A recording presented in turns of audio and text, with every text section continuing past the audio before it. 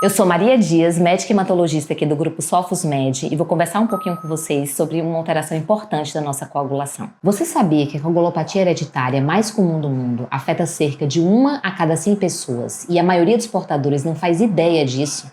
Estamos falando da doença de von Willebrand, que é uma condição que esconde uma falha em uma proteína essencial da nossa coagulação, resultante de mutações no gene que codifica essa proteína.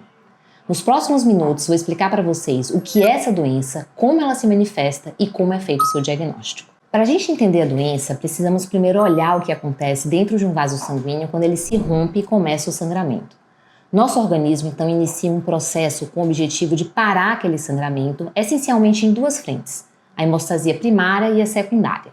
A hemostasia secundária é aquela que envolve os fatores de coagulação, a gente não vai falar sobre isso aqui. A gente vai focar na hemostasia primária, que é aquela mediada pelas plaquetas. As plaquetas são fragmentos de células do sangue responsáveis por formar um tampão inicial que precisa aderir firmemente no endotélio a ponto de parar aquele sangramento. Só que elas não conseguem fazer isso sozinhas, elas precisam de uma ponte, que é exatamente o fator de von Willebrand, que conecta a plaqueta àquela região do colágeno subendotelial. Então o fator de von Willebrand tem 2 funções principais. A primeira, que é formar esse coágulo junto com a plaqueta, ligando a plaqueta à região subendotelial, e a segunda é se ligar ao fator 8, que é o fator da coagulação, impedindo sua degradação plasmática. A gente pode ver aqui de forma esquemática como isso acontece dentro do vaso sanguíneo no figurinho que a gente vai deixar aqui. Então, se a gente não tiver um funcionamento adequado do fator de von Willebrand, seja por uma alteração qualitativa, ou seja, uma alteração na sua função, seja por uma questão quantitativa, a gente vai apresentar distúrbios de coagulação em diferentes intensidades. Dependendo de ter um defeito qualitativo ou quantitativo, a gente vai dividir a doença de von Willebrand em 3 tipos principais. Então, o primeiro tipo é o tipo 1, mais frequente, cerca de 70 a 80% dos casos, e é um defeito quantitativo do fator de von Willebrand. Então, a gente tem uma produção, mas é uma produção parcial, geralmente ligada a uma herança autossômica dominante. Os sintomas, nesse caso, costumam ser leves a moderados. O tipo 2 é qualitativo, então a gente tem número adequado, mas ela não funciona muito bem, e aí se divide em 2A, 2B, 2M e 2N. O tipo 3 é a forma mais rara e mais grave da doença. Então tem uma ausência quase total do fator de von Willebrand e, em consequência, o fator 8, que estaria ligado a ele, também é degradado no plasma. Nesse caso, a manifestação se assemelha muito à hemofilia A por uma deficiência de fator 8, e aí a gente pode ter sangramento muscular, sangramento de articulação e sangramentos espontâneos mais graves. Mas como é que a gente deve pensar, né? Quais são os sinais de alerta dessa doença?